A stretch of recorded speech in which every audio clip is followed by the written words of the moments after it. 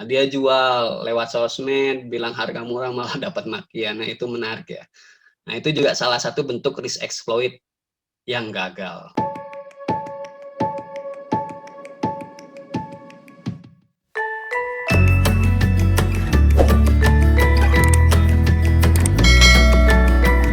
Risk exploit, strategi untuk menerima bahkan menambah risiko. Oke, jadi di dalam dokumen ISO 31000 itu dia tidak cuma bilang menerima risiko, tapi ada salah satu penjelasannya, narasinya adalah perlakuan risiko bisa dilakukan dengan menambah risiko. Oke, kita enaknya langsung ke contoh. Nah, ini risk exploit. Nah, jadi Rudy ini adalah karyawan yang rajin menyisihkan uang gajinya untuk ditempatkan di deposito.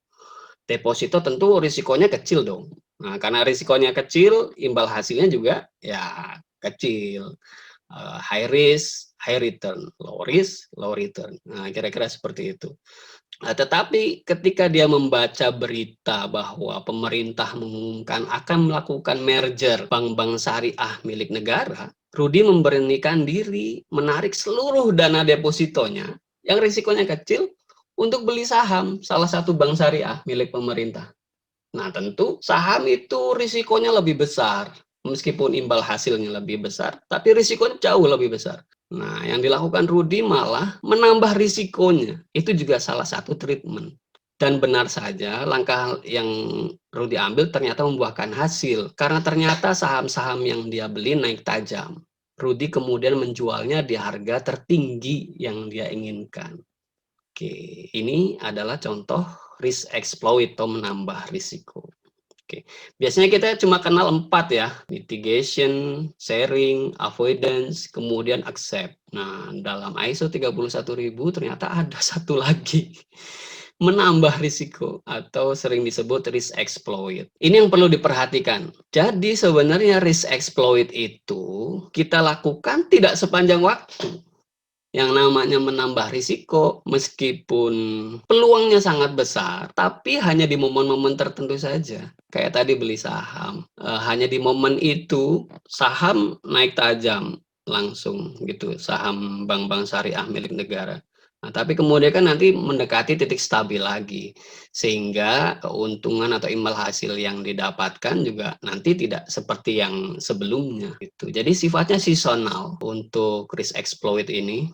Contoh lainnya misalkan sepanjang tahun dari Januari sampai Desember, ini sebenarnya ada waktu-waktu kita bisa melakukan risk exploit dalam hal penjualan. Nah, misal kalau Bapak Ibu punya bisnisnya di bidang sandang, nah maka bisa dieksploitasi ketika bulan puasa menjelang Lebaran. Nah, biasanya eksploitasi risikonya di situ kan ya. Ayo stok barang sebesar-besarnya.